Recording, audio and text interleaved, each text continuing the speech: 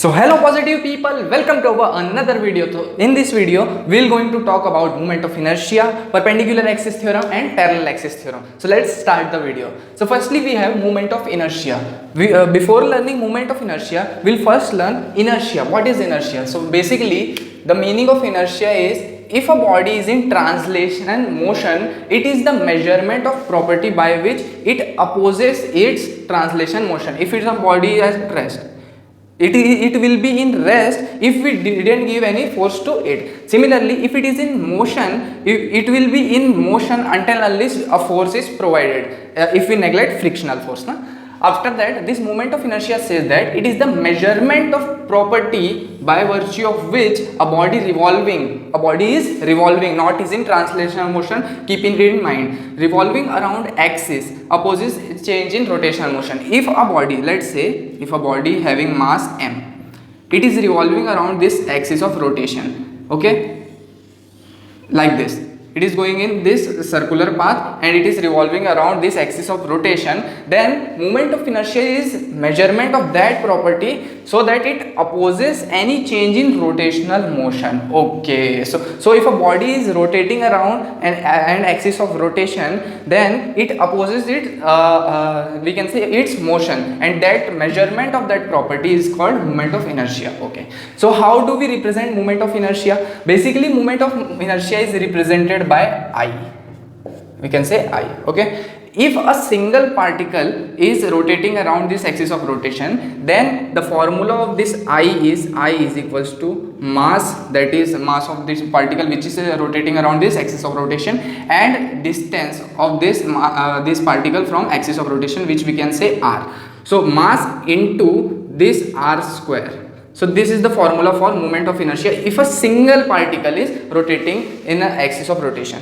If we say we can say a condition like system of particle, if there is an axis of rotation like this and there are many particles, like this is m1 which is at distance r1, this one is m2 mass 2 which is at distance r2, and this is at m3 which is at distance r3.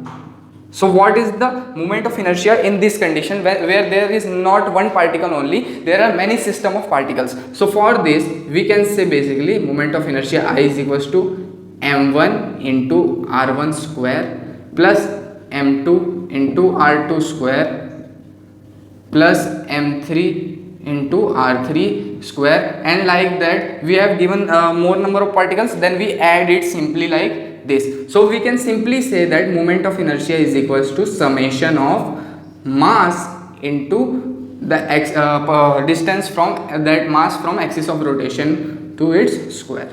This is the basic general formula for moment of inertia.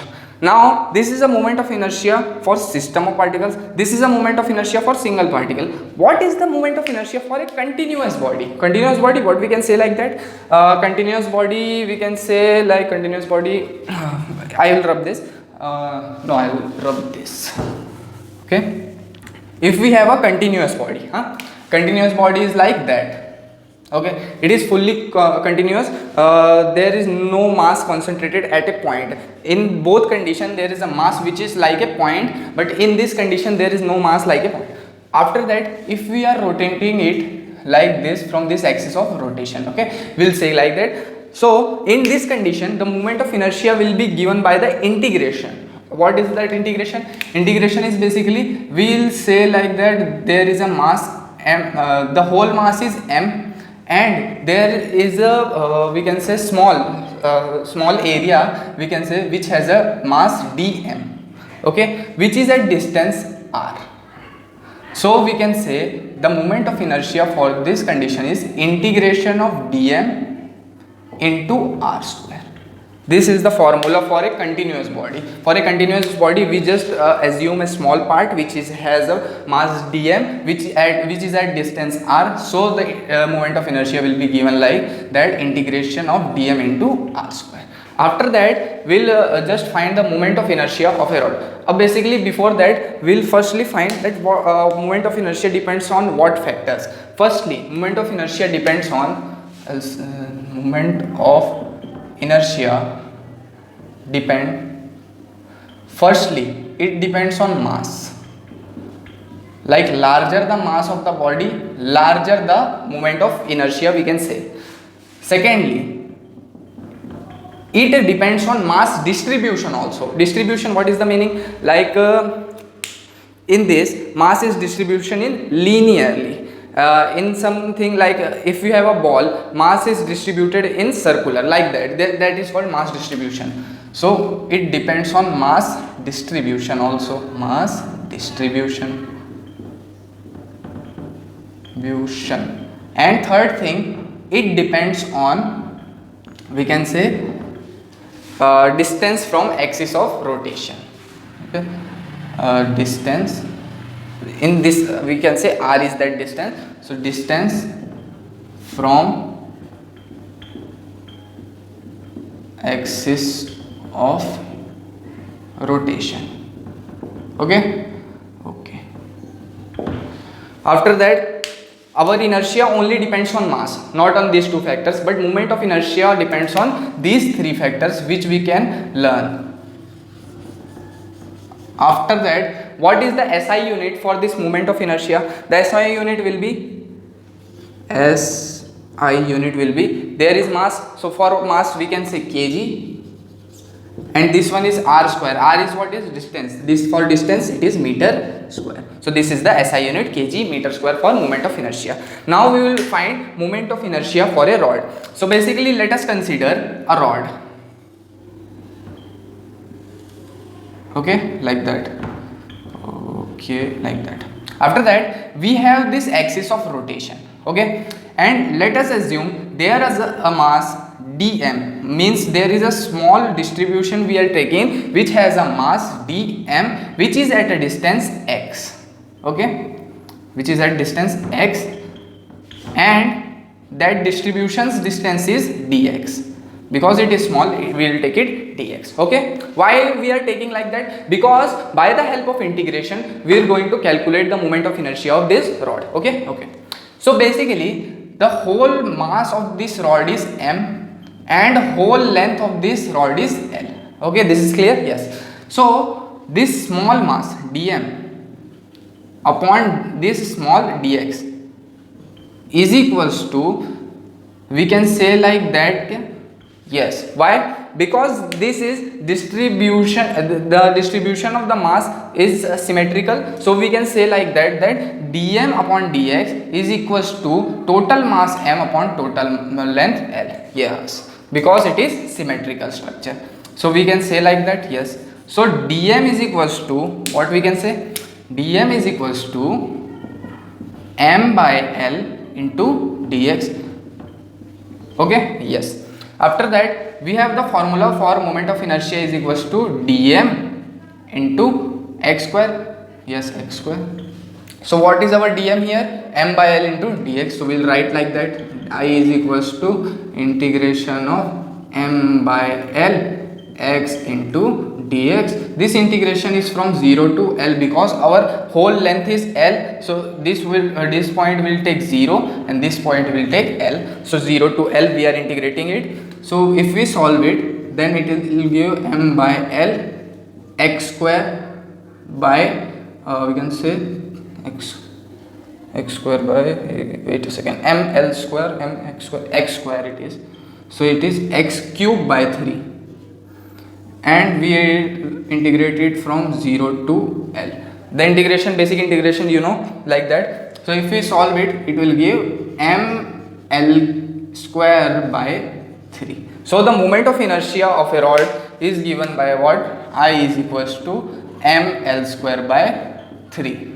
Here it is. Similarly, we can calculate any we can say any body or any continuous body by this integration method. Now we will talk about theorem of perpendicular axis and theorem of parallel axis. I will draw it. So now we will discuss perpendicular axis theorem and parallel axis theorem. So why we use this theorem? Basically, that integration procedure is very long to calculate, and at one condition or one axis of rotation we can calculate it. But the thing is, if the axis of rotation is changed, why do we need to calculate like that? We have these theorems we can say in place of that, so that we can calculate easily moment of inertia at another another axis of rotation. So basically this perpendicular axis theorem, what does it say?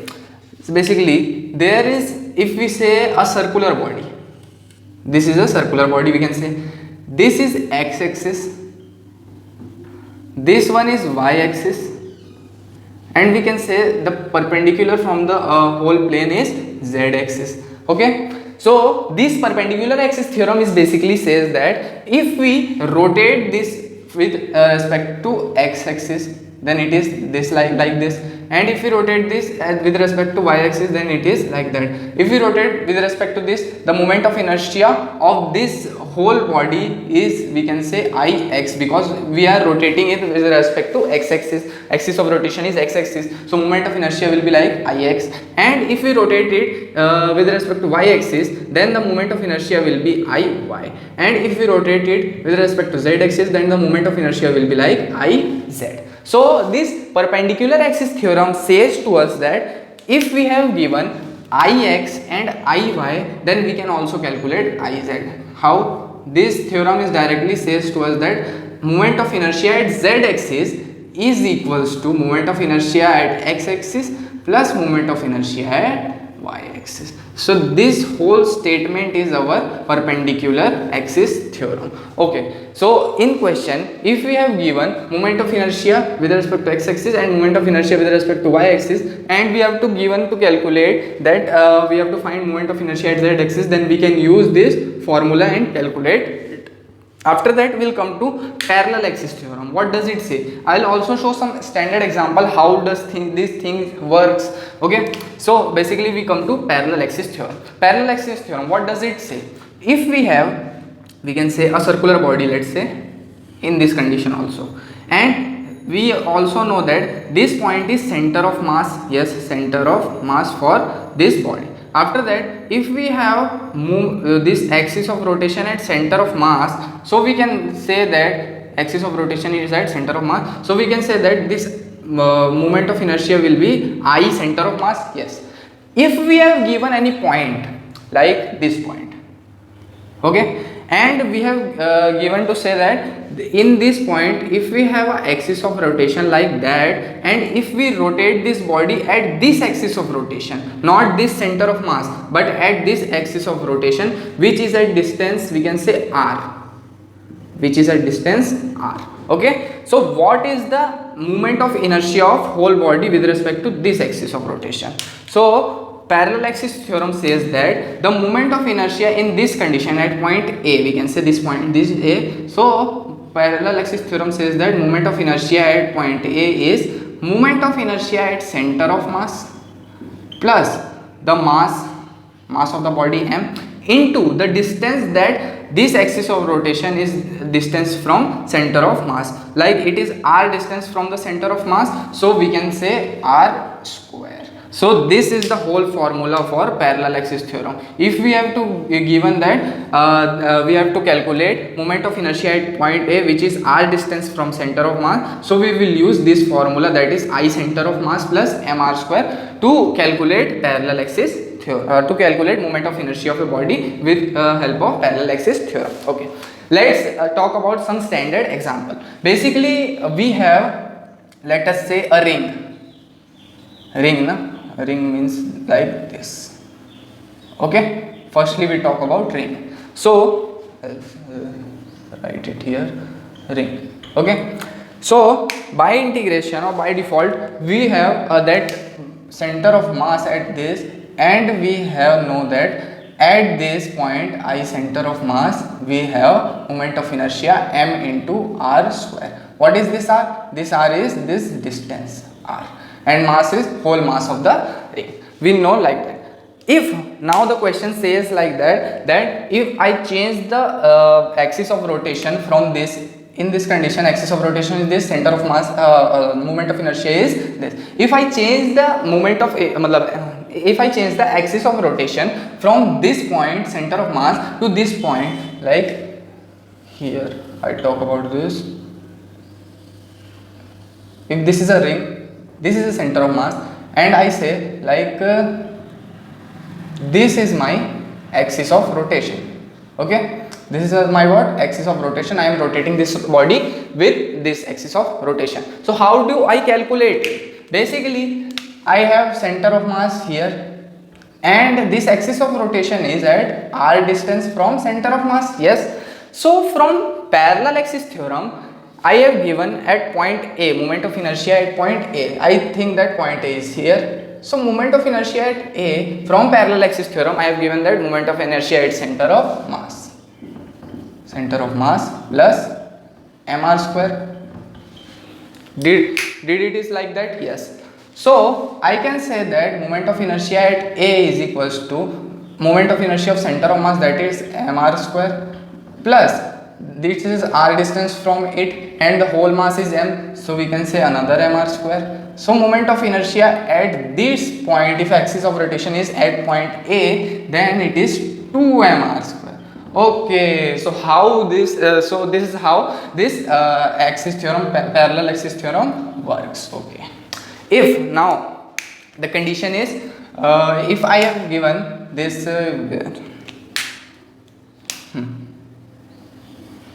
for ring, if my now we can say if my axis of rotation is in the plane, what can I say, like this is my ring given and axis of rotation is like that. Now in this condition I am taking like that axis of rotation, but in this condition I am taking along the plane my axis of rotation. So for along the plane, if this is my axis of rotation, then it is given from the integration we have taken that moment of inertia is half mr square. This happens, but this happens because I know that. But if they say me to calculate this from this, if I have given only this, then I'll use perpendicular axis theorem. This is all happens for ring. Now we'll go to disc.